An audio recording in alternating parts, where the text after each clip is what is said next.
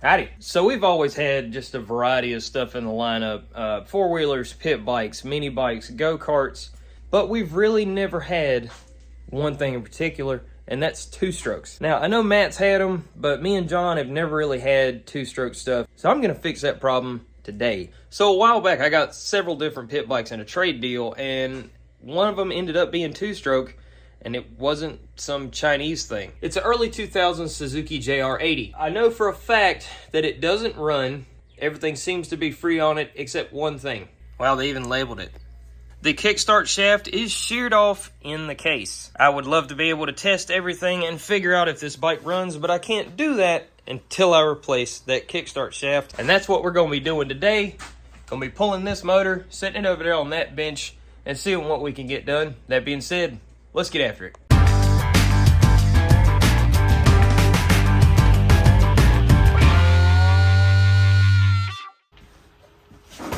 I got it out of there. All right, so got it out of the bike up on the bench. I just put it up here because it's going to be a lot easier than trying to crouch down and sit on the floor and all that. I'm going to take this side cover off and see what all we have to do to change this kickstart shaft. I have a new one right here. This is actually a really expensive part. I think I paid like 80 bucks for this little shaft. I was like, wow, proud of it, ain't you? But that's what happens when you work with Japanese stuff instead of Chinese stuff. So we'll get this old shaft out, get the new one in, and see if we can't work with this engine. I'm not even sure if this thing's going to run until we do that, but there's not hardly any oil in the case, so that kind of worries me. But we'll start off by getting this kickstart shaft changed and seeing if we can do something with it. So I'm going to start by pulling this side cover.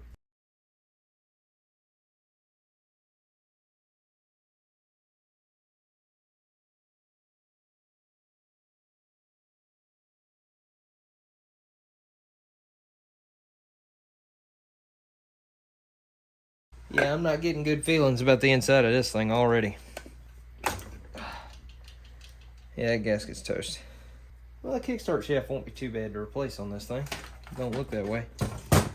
Clutches look pretty decent. I mean, I was really hoping I didn't have to do this, but as it turns out, I'm going to have to split the case. I mean, I knew I was going to have to do it, but I was hoping I could avoid it.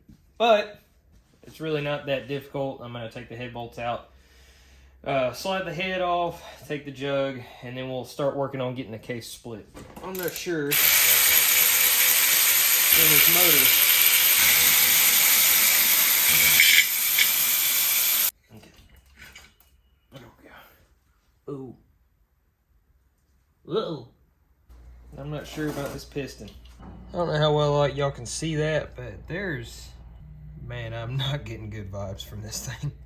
God. Worst case scenario, I open it up and this thing is toast. But I mean, a top end for a two-stroke. I mean, let's be honest here. Can't be that big of a deal. Oh, God. Well, that answers that. God almighty. Oh. Look at this piston, man. Y'all remember how I said I wasn't getting good vibes from this motor? Let's just take a moment to appreciate just how beat to piss this piston is. God knows. There's chunks in it down there. So piston, rings, and possibly a cylinder at minimum. Everything else looks good. Well, aside from the fact that the piston is toast, I'm going to at least go ahead and do what I set out to do, which is change out this kickstart. Okay, so the battery died and I was letting my camera recharge, but here's what I got. So I went ahead and took the output sprocket off as well as the flywheel. Output sprocket is held on with, I believe, a 24mm bolt. And the flywheel, this one was a fun one. Now, there is a little special tool that you can get that goes inside of here. I didn't have that, and I wasn't going to buy a tool that I was going to use one time. So, instead, what I did was I went and bought one of these puller sets from Harbor Freight, about like this. And I used this bar, set it across the front of the flywheel, and ran these bolts between the bar and then ran them inside these little holes right here. It takes some finagling, but it does work. It did come off. Just be very careful because you will warp the piss out of this flywheel if you're not careful. Now I'm gonna take this off and work on getting the rest of these screws out so that we can split the case. Well, that was fun. Got the stator out, and whoever was in here before left me a prize because I already threw it away. One of the screws holding in the stator, this one right here in particular, was stripped out, and it looked like they had tried to pre-drill it. So yeah, finally got it out. I've been fighting it for about 15 minutes, but we're going to continue. I've got to start taking these Phillips bolts, or these Phillips screws out, and then I should be able to split this case. So we're going to see what happens.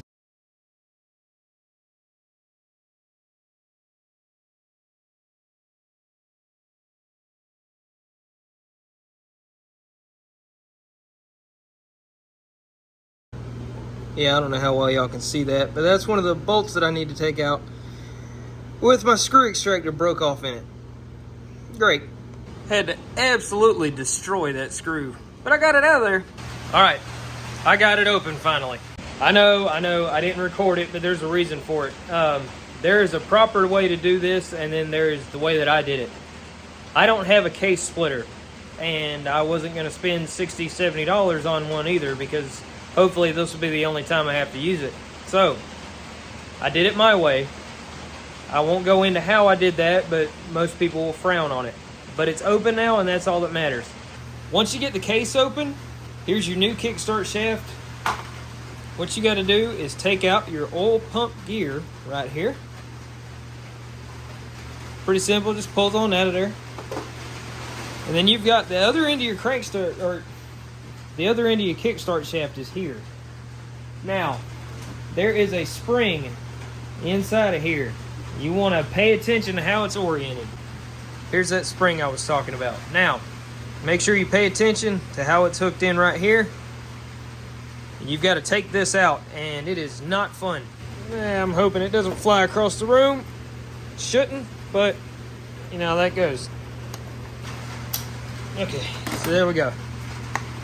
All the tension's off. Oh, it is. Okay, there we go. So, there's your spring. And you got this little guide that goes around it. Just make sure that makes it back in here when you put it back together. And your kickstart will slide out. Might take some persuasion. There it is. Just so you can see the difference between the two. The old kickstart versus the new kickstart.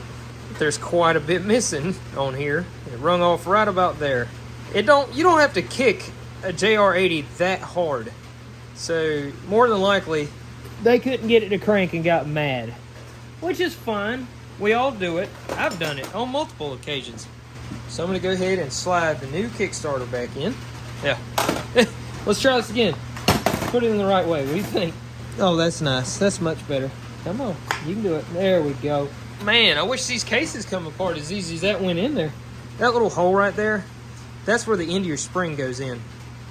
You want to make sure that this lines up with that. It's going to make it way easier to put this spring back in. Nope. Maybe it goes like that. Okay. And then, yeah, that's way easier. Okay. It took me way too long to figure that out.